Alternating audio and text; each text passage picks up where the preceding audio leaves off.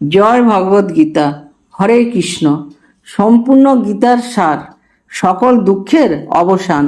ভগবদ গীতা একটি মূল্যবান গ্রন্থ যা শ্রীকৃষ্ণের বাণীকে ধারণ করে।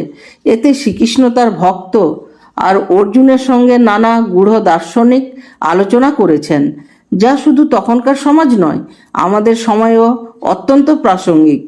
এই গ্রন্থের মূল সারাংশ হল, বিশ্বের সমস্ত দুঃখের অবসান ঘটে যখন মানুষ নিজেকে শুদ্ধ ঈশ্বরের প্রতি নিবেদিত ও সঠিক পথ অনুসরণ করে।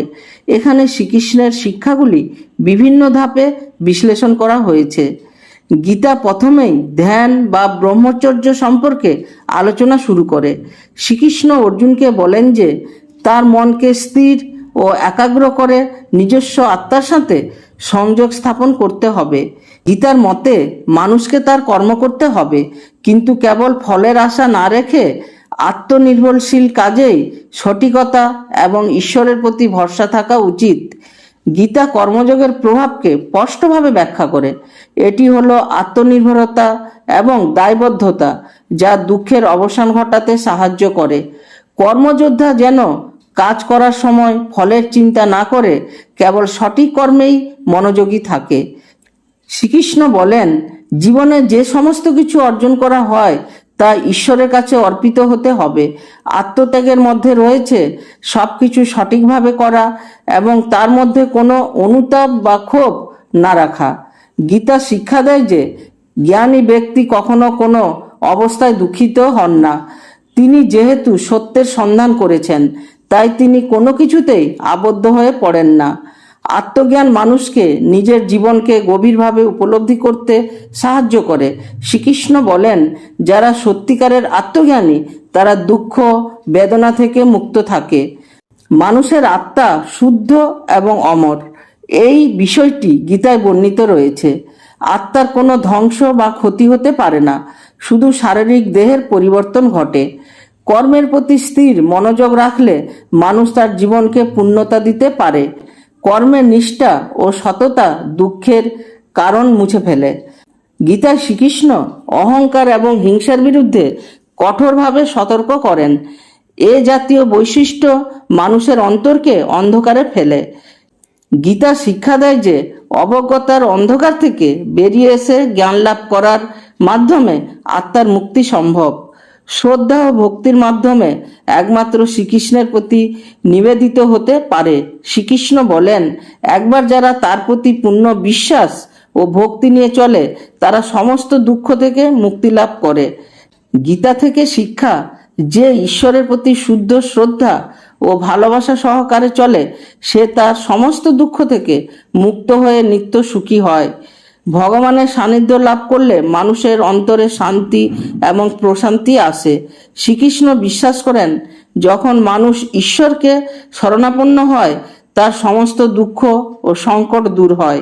শ্রীকৃষ্ণ আরও বলেন, কোনো অবস্থাতেই যদি মানুষ ঈশ্বরের প্রতি অবিচলিত থাকে তবে তার জীবনে দুঃখ থাকবে না।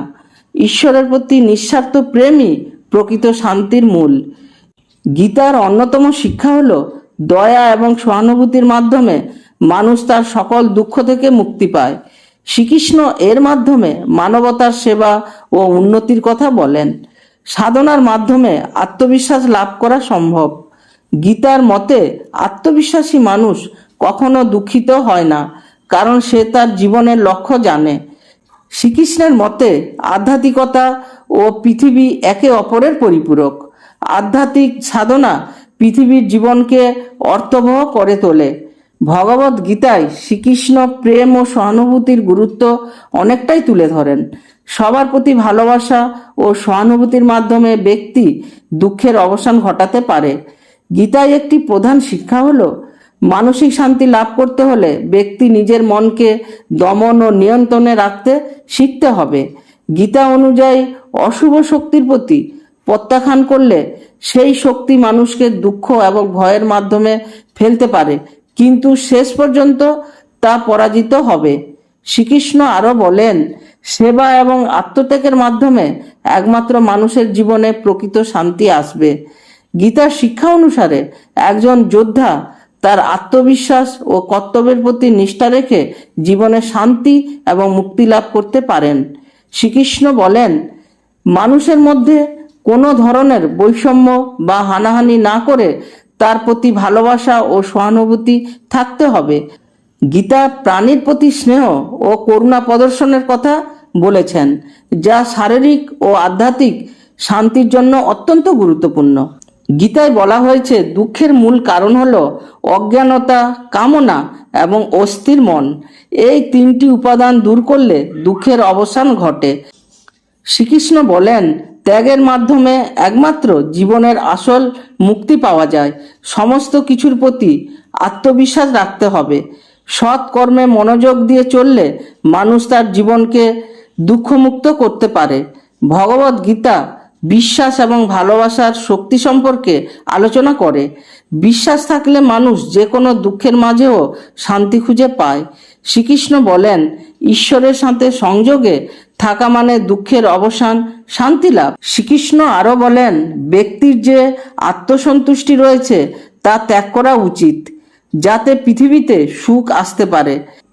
গীতা জীবনকে এক সঠিক উদ্দেশ্য হিসাবে দেখায়, যা পরম সত্যের অনুসন্ধান। কর্মের মাধ্যমে মনকে শান্ত রাখতে হবে, যাতে ঈশ্বরের প্রতি বিশ্বাস থাকে এবং মানুষ দুঃখমুক্ত হয়। জ্ঞানী ব্যক্তি কখনো অজ্ঞানতার দ্বারা দুঃখিত হয় না। তাই গীতা জ্ঞান অর্জনের পথে চলার আহ্বান জানায়। গীতা শ্রীকৃষ্ণের মাধ্যমে ন্যায় প্রতিষ্ঠার কথা বলেন, যা সকল দুঃখের অবসান ঘটাতে সাহায্য করে। যে ব্যক্তি তার আত্মবিশ্বাসের মাধ্যমে শ্রীকৃষ্ণের প্রতি ভক্তি রাখে, তার জীবনে কোনো দুঃখ থাকে না। ভগবদ গীতা শুদ্ধ আত্মার ধারণা প্রদান করে, যা কোনো অবস্থাতেই দুঃখমুক্ত থাকে। মৃত্যু কেবল একটি পরিবর্তন এবং শুদ্ধ আত্মা কখনো বিনষ্ট হয় না। এটি গীতায় অত্যন্ত সুস্পষ্টভাবে বর্ণিত রয়েছে। শ্রীকৃষ্ণ শান্তির পথ হিসাবে আত্মসমর্পণ এবং ঈশ্বরের প্রতি শ্রদ্ধা প্রদর্শনকে মনে করেন। এই ভিডিওটা যদি ভালো লেগে থাকে তাহলে একটা লাইক, কমেন্ট ও শেয়ার দিয়ে আমাকে উৎসাহ দেবেন।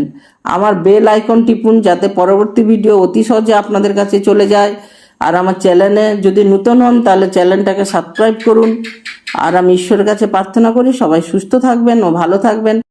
যদা যদা হি ধর্মস্য গ্লানির্ভবতি ভারত অভ্যুত্থানম ধর্মস্য তদ আত্মাম সৃজমহম পরিত্রাণায় সাধূনাং বিনাশায় চতুষ্কৃতম ধর্ম সংস্থাপনার্থায় সম্ভবামি যুগে যুগে।